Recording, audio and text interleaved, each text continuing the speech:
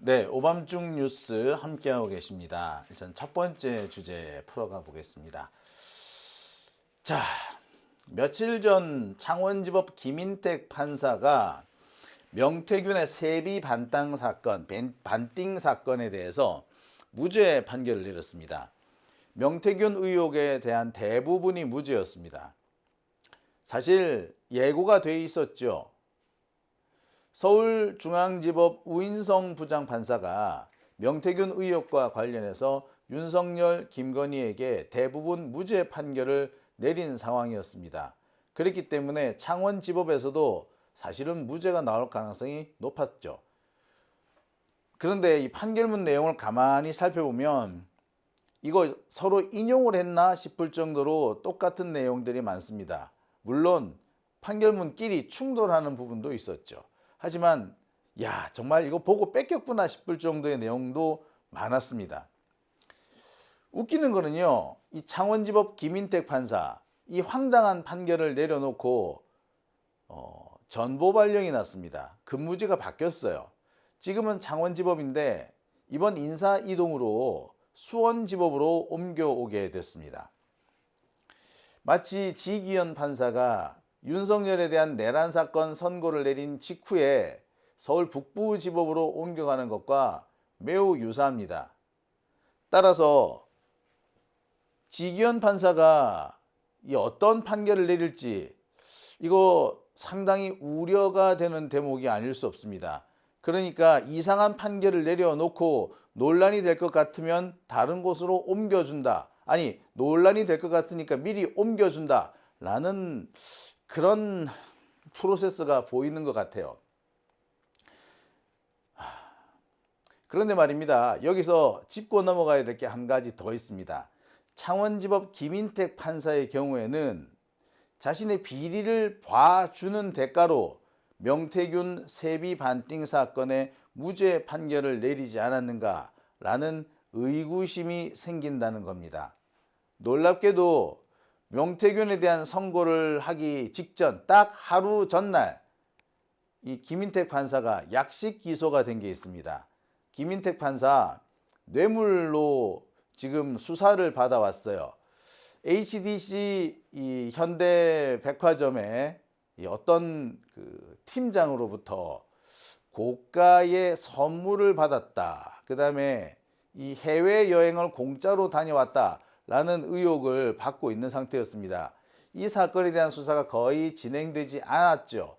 그리고 유야무야 되고 있다가 이번에 약식 기소가 됩니다. 그게 2월 4일이에요. 그리고 그 다음날 명태균 무죄 판결이 납니다. 이거 냄새가 솔솔 나지 않습니까? 그리고 냄새가 솔솔 나는 것도 둘째치고 이게 지기현 판사의 구조와도 매우 비슷합니다. 지기현이 여러분 지금 그 룸살롱 사건으로 의혹을 사고 있지 않습니까? 그것 때문에 지금 감찰도 받고 있고 공수처 수사도 받고 있고 지기현에 대한 공수처 수사를 판사들이 가로막고 이런 희한한 일들이 현재 벌어지고 있었어요. 그렇다면 김인택이 한 짓과 지기현이 한 짓, 결과를 보면 똑같을 수도 있다라는 불안한 예측을 안 할 수가 없습니다. 그러니까 결국 창원지법 김인택 판사가 명태균 세비 반띵 사건의 판단을 무죄로 내려준 것은 사실 김인택 판사 자신의 비리를 봐주는 대가가 아니었느냐라는 의구심 지울 수가 없게 됐습니다.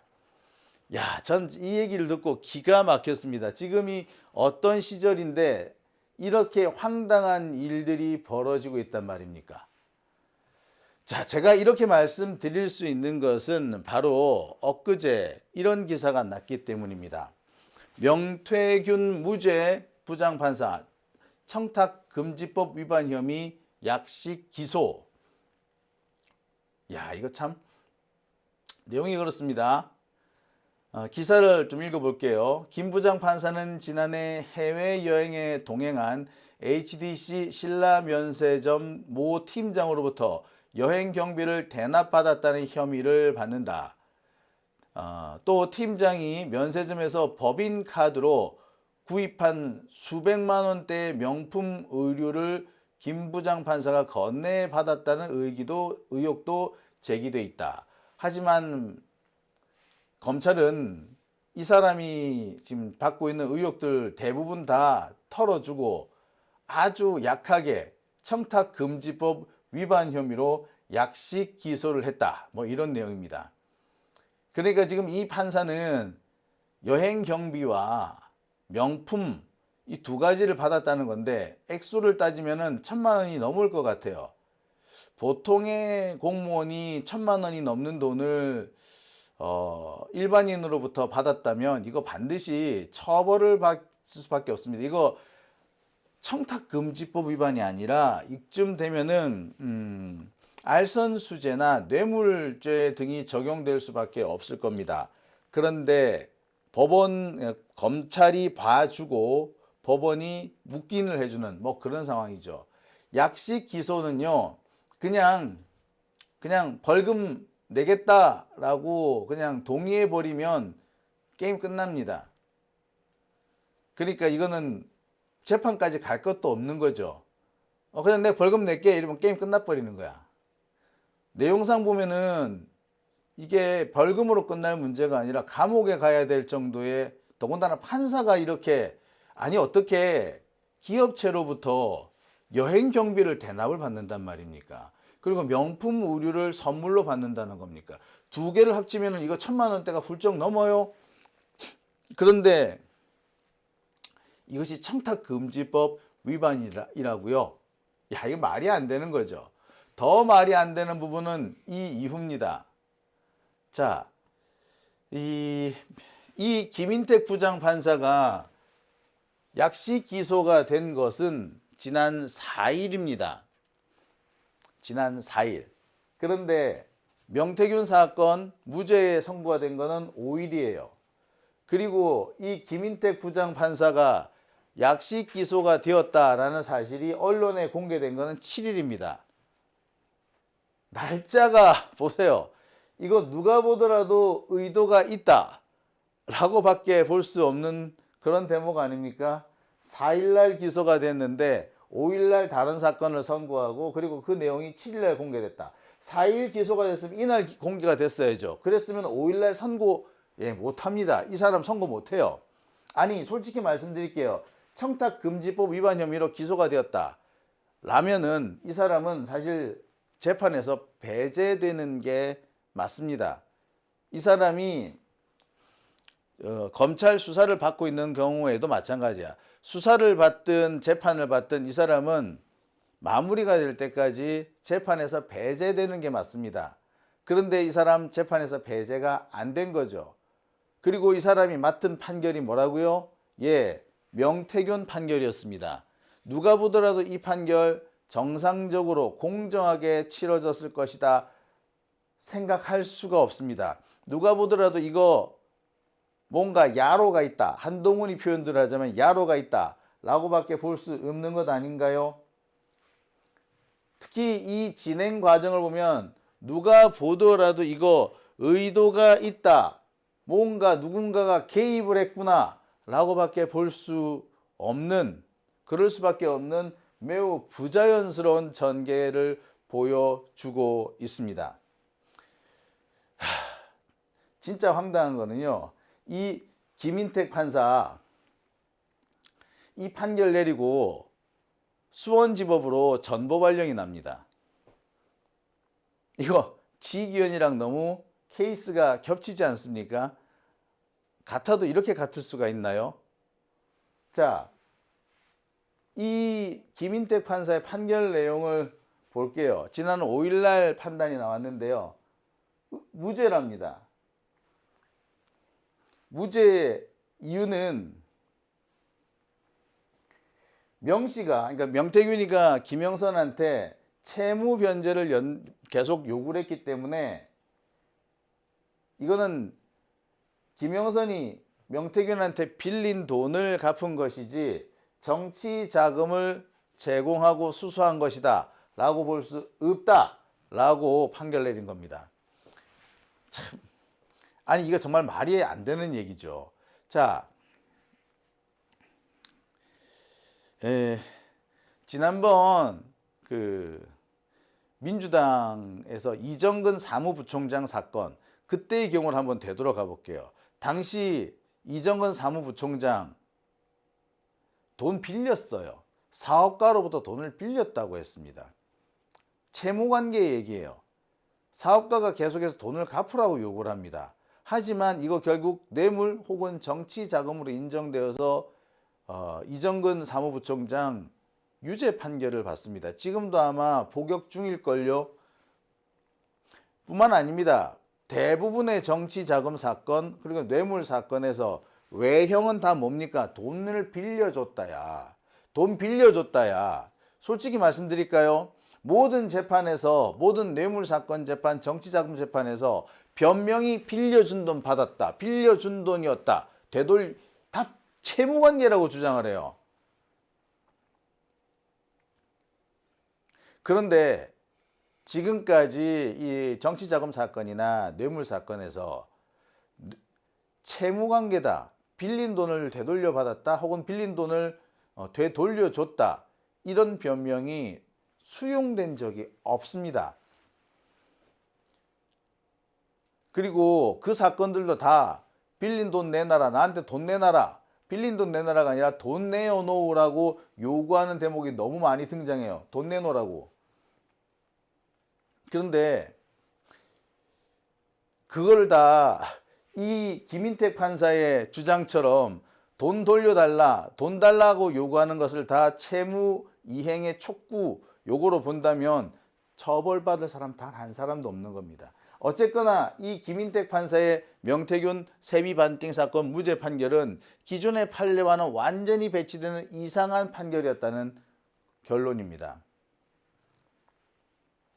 특히 웃기는 부분은 김영선이 공천을 받는 과정, 이 공천을 받는 과정에서 다수결의 공천 결정이 있었기 때문에 비록 명태균이가 공천에 영향을 미쳤다고 하더라도 다수결에 의해서 결정됐기 때문에 이거는 명태균하고는 아무 상관이 없다, 이런 판결을 내렸다는 겁니다.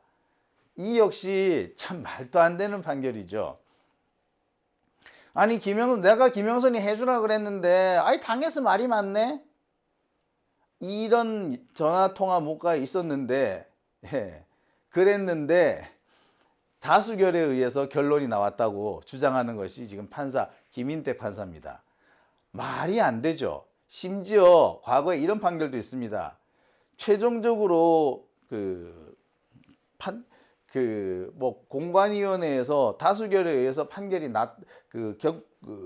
공천 결정이 났다고 하더라도 그 과정에서 돈이 오갔다면, 그리고 불법적인 어떤 개입이 있었다면 공천 결과와 상관없이 불법이 성립한다라는 판결이 있어요. 아니 그게 정상이죠. 결과가 어떻게 됐든, 그 절차가 어떻게 됐든 그 과정에 돈을 집어넣고 그리고 돈을 받은 사람이 불법적인 행위를 했고 그것만 있었다면 나머지 절차에서 어떻게 됐든 결과가 어떻게 됐든 불법은 불법인 겁니다. 따라서 처벌이 돼야 정상이에요. 근데 최종적으로 다수결에 의해서 결론이 났기 때문에 비록 불법이 있었고 부정한 영향력을 미쳤지만 무죄다. 불법이 있었고 부당한 영향력이 미쳤으면 이 자체로 결과와 상관없이 유죄라는 기본 판례가 있어요. 그러니까 이 김인택 판사의 판결은 기존 판례와도 완전히 배치되는 그런 판례였던 겁니다. 달리 말해서 말도 안 되는 판결이었다 이거야. 왜 이런 말도 안 되는 판결이 나왔느냐? 우리 다 의심했죠. 그런데 알고 보니까 뭐였다? 야, 이 새끼가 뭐였다고? 기소가 돼 있었다고. 그러니까 뭐야? 네 이번에 이거 무죄 판결 잘 내려주면 너 저기 풀어줄게. 이 문제 해결해줄게. 한마디로 말해서 재판에 거래가 있었다. 김인택 판사의 비리를 봐주는 대가로 싸게 끊어준 거 아니냐? 이렇게밖에 볼 수 없는 겁니다. 김인택 판사 자, HDC 신라 면세점으로부터 거액을 받았다라는 의혹을 받고 있습니다. 2015년에는 수원지방법원 여주지원장이었는데 이 무렵에 윤석열이 여주검찰청, 여주지청장으로 가 있었게 됐죠. 뭔가 좀 의심이 나지 않습니까? 2017년 중앙지법 부장판사, 2017년 이 무렵에 윤석열이 중앙지검장으로 와 있기도 했죠. 야, 이거 뭐 냄새가 좀 펄펄 하지 않습니까? 네, 그렇습니다. 바로 이 김인택 부장판사는 윤석열과도 상당히 연관이 있는 사람인 거죠. 자, 이거 우연일까요? 이게 과연 우연이라고 할 수 있을까요? 저 아무리 생각해도 이거 우연 아니라는 생각이 듭니다. 야, 참. 물론 이 사건, 이 명태균 세비 반띵 사건은 검찰과 법원의 어떻게 보면 합작품이라고 할 수도 있어요. 검찰이 기소와 수사를 엉터리로 했습니다. 검찰에서 애시당초의 명태균, 창원지검에서 명태균에 대한 수사를 이상하게 해왔어요.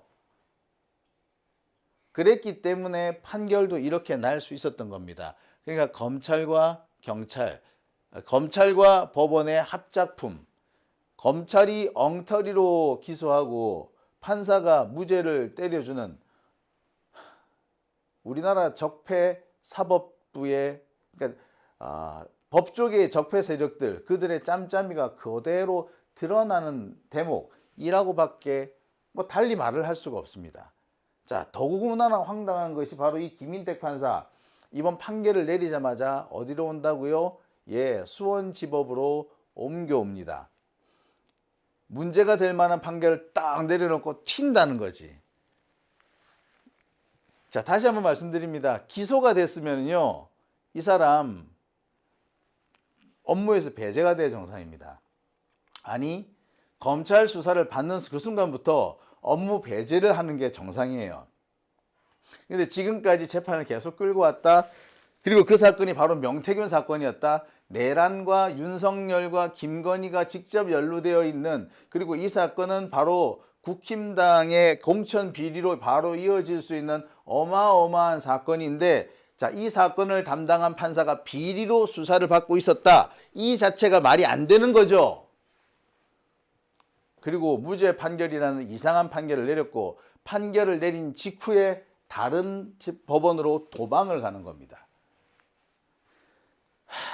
많이 닮았죠. 누구랑 닮았다? 예, 지기현이랑 닮았죠. 지기현 오는 19일 날 내란 사건 재판을 선고합니다. 그리고 그 직후 바로 그 다음 주에 서울 북부지법으로 도망을 칩니다. 야, 이거 뭐야?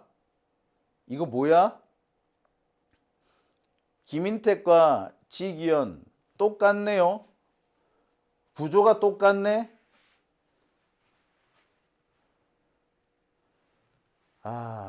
이거 뭔가 이상하지 않습니까? 에? 자, 이와 관련해서 김용민 의원과 박선원 의원이 SNS를 통해서 의혹을 제기하고 있습니다. 김용민 의원은 지기현이가 수상한 판결을 할 리가 없다라는 이런 순진한 생각에서 벗어나야 한다. 당 지도부는 정신 차려라 라는 글을 올렸습니다. 박선원 의원은 우리가 잘 알지 못하는 권력의 이 적폐들의 운용 방식이라는 게 있다. 적폐들은 이런 방식으로 움직이고 그들끼리는 이러한 방식으로 시그널을 주고받는다. 지금 김인택 판사에게 진행된 이라는 시그널은 지기현과 매우 유사한데 이들이 맡고 있는 판결이 보통의 사건이 아니라는 점에서 이들이 무슨 짓을 할 줄 모른다 라고 박선원 의원도 우려를 하고 있습니다. 저도 우려를 할 수밖에 없어요. 이거 그냥 넘어갈 문제 아닙니다. 지금 조희대가 장난질을 치기 시작했습니다. 법원 행정처장에 박영재 대법관을 임명한 것부터 자신의 주변에 소위 말하는 양승태 키즈들을 집중적으로 배치한 점, 이런 것들을 가만히 살펴보면 조희대 얘가 뭔가를 꿍꿍이를 꾸미고 있습니다. 재판권을 이용한 사법 쿠데타를 벌이려 하고 있다. 저는 그렇게 분명히 경고를 하고자 합니다. 이거 심각합니다. 정말 심각한 상황입니다. 우리 시민들 정말 이번에 작정하고 덤벼들 준비를 해야 합니다. 지난번에 우리 이재명 대통령에 대한 대법원 전원 합의체 판결을 앞두고 다들 너무 나이브하게 생각하지 않았습니까? 다들 뭐라고 생각했어요? 대법원이 이재명의 족쇄를 풀어줄 것이다. 90%가 그렇게 예측하지 않았습니까? 하지만 뚜껑 열어보니까 어마어마한 일이 벌어졌었죠. 그때도 그랬는데 이번에도 그러지 말라는 보장 없습니다. 아니, 이번에는 그럴 가능성이 더 큽니다. 정신 바짝 차려야 하고요. 대비 철저히 해야 한다라고 생각합니다. 그리고 지금 주춤거리고 있는 법 왜곡죄, 지금이라도 강력한 속도로, 빠른 속도로 추진해야 한다라고 생각이 듭니다. 오함중 뉴스 함께하고 계신 지금 시각 11시 55분 지나고 있습니다.